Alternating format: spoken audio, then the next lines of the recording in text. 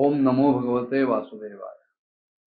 दक्ष प्रजापतींनी भगवान श्रीहरींची स्तुती करायला सुरुवात केली। ते म्हणाले, शुद्धम सदा न्युपरताखिलवध्यवस्थं जन्मात्रमेकमभयं प्रतिशुद्ध मायां तिष्ठं स्तयैव पुरुषोत्तम उपेत्य तस्याम आस्ते भवान परिशुद्ध इवात्मतंत्र। भगवंता, आपल्या स्वरूपामध्ये आपण बुद्धीच्या ज्या अवस्था आहेत त्याच्याने रहित आहात। तुमच्या ठिकाणी कुठली अवस्थाच राहत नाही। जागृत, स्वप्न, सुषुप्ती, तुरीय इत्यादी काही अवस्था आहेत, या सगळ्या अवस्था तुम्हाला लागू पडत नाहीत। आपण त्याच्या पलीकडे आहात। आपण स्वतः शुद्ध आहात, चिन्मय आहात। आपल्या ठिकाणी कुठलाही भेद नाही। सगळ्यामध्ये आपण आहात आणि सगळंच आपल्यामध्ये आहे। आणि भेदरहित असल्यामुळं आपण निर्भय सुद्धा आहात। सामान्य माणसं भेदबुद्धी आली की भययुक्त होतात। द्वितीयाद्वयी भयम भवति। पण आपण अभिन्न आहात, अखंड आहात, एकरस आहात, त्यामुळे निर्भयी आहात। आपल्या ठिकाणी कुठल्याही प्रकारे माया चिकटू शकत नाही। आपण मायेचा तिरस्कार करता आणि स्वतंत्र रूपाने आपण विराजमान असता। आपल्या अस्तित्वासाठी मायेची आवश्यकताच नसते। माये वाचून आपण अस्तित्वात असता। पण तरी सुद्धा जेव्हा जीवभाव स्वीकारता त्या मायेच्या योगानं, तेव्हा मात्र आपण त्या मायेमध्ये अडकता आणि त्यावेळेला आपण एखाद्या अज्ञानी जीवासारखे दिसता। परब्रह्म हे जर कळायचं असेल तर कळून घेणारा मी, जे कळायचं ते ब्रह्म आणि कळण्याची क्रिया, असा भेद जर झाला तर तिथे मध्ये माया येते। पण मीच ब्रह्म आहे अशी धारणा करून त्या ब्रह्माकडे जर आपण पाहिलं तर माया तिथे काही करू शकत नाही। पुढे ऋत्विज आले आणि ते भगवंताला सांगायला लागले, भगवंता, आपण उपाधी रहित आहात। कुठल्याही गोष्टींची तुमच्या अस्तित्वासाठी आवश्यकता नाही।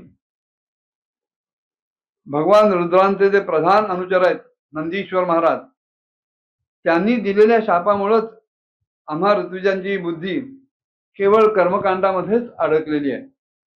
आणि म्हणून आपलं खरं स्वरूप काय आहे याचं ज्ञानच आम्हाला नाही। वेदाने सांगितल्याप्रमाणे कर्म करायची, यजमानाकडनं दक्षिणा घ्यायची, त्या दक्षिणेचा आपल्या सुखासाठी उपयोग करायचा, एवढंच आम्हाला माहिती आहे। पण ज्याच्यासाठी ही व्यवस्था केली आहे की अमुक कर्माची अमुक देवता आहे,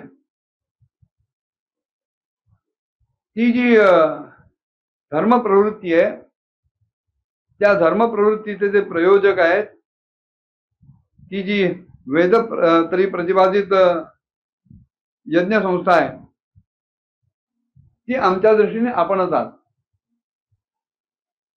आम्हाला तुमचं जरी खरं स्वरूप कळलं नाही तरी आमच्या दृष्टीने ही जी वेदत्रयींनी सांगितलेली ऋग्वेद, यजुर्वेद, सामवेद या तिघांमध्ये जी यज्ञ संस्था वर्णिली गेलेली आहे, यज्ञ कसा करावा, कुठले मंत्र म्हणावेत, काय हवन करावं, हे देखील सगळं सांगितलं आहे, हे आमच्या दृष्टीने आपणच आहात असं ऋत्विज त्यांना सांगतायत। पुढे सदस्य स्तुती करायला उभे राहिले। उत्पत्त्यध्वन्य शरण रुक्लेश दुर्गेंत गोग्र व्यालान मिष्टे विषय मृगदृश्यात्मक गेहोरुभारः द्वंद्वस्वभ्रे खलमृग भये शोक दावेज्ञ सार्थः पादौकस्ते शरणद कदा याति कामोपसृष्टः। सदस्य म्हणायला लागले, सर्व जीवांना आश्रय देणारे भगवंता, हा संसार अनेक प्रकारच्या क्लेशांना कारणीभूत असतो. अतिशय दुर्गम असा हा संसार आहे. या संसारामध्ये कालरूप असा भयंकर सर्प डूक धरून बसलेला आहे. या संसारात द्वंद्वरूपी अनेक गड आहेत, किल्ले आहेत, दुर्जन रूपी अनेक जंगली जीवांचं भय या संसारात आहे. आणि शोकरूप दावानं वणवा या संसारात भडकलेला आहे.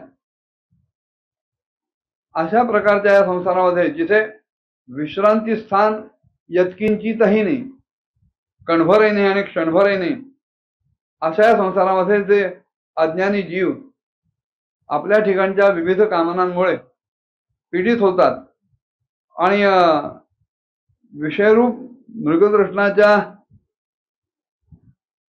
शमनासाठी भासमान अशा देहाचा घराचा फार मोठा बोजा आपल्या मस्तकावर घेतात. अशा लोकांना आपल्या चरणा कमलांचा आश्रय घेण्याची बुद्धी कधी होईल?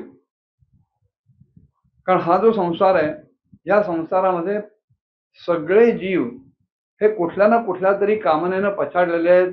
ती कामना पुरी करण्यासाठी कर्मप्रवृत्त होणारे आहेत.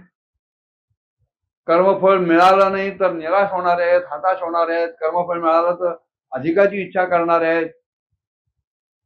आपल्यापेक्षा जास्त कर्मफळ दुसऱ्याला मिळालं तर त्याचा मत्सर करणारे आहेत. जे आपल्याकडे नाही त्याच्याबद्दल मोह धारण करणं, अनेक प्रकारचे जीव ह्या संसारात आहेत. कोणी सज्जन आहेत, कोणी दुर्जन आहेत, कोणी प्रशंसा करणारे आहेत, कोणी निंदा करणारे आहेत.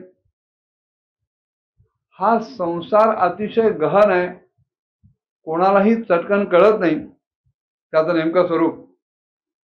आणि नाना प्रकारची भेदबुद्धी ह्या जीवांच्या ठिकाणी असल्यामुळं ते त्या एखाद्या मोठ्या किल्ल्यात अडकल्यासारखे झालेले द्वंद्वांच्या. अशा वेळेला विषयांपासून मिळणारं सुख हे मृगजळासारखंच भासतं. मृगजळामुळे जशी तहान शमत नाही, त्याचप्रमाणे ह्या विषयांपासून जीवाला खरं सुख कधीही मिळू शकत नाही. उलट एक फार मोठं दडपण, फार मोठं ओझं देहगेहाच्या आसक्तीचं या प्रत्येक जीवावर येतं. मग असे जे जीव आहेत त्यांना भगवंता आपल्या चरणांचा आश्रय घेण्याची बुद्धी कधी मिळणार, ती लवकरात लवकर मिळावी हा त्यातला भावार्थ आहे.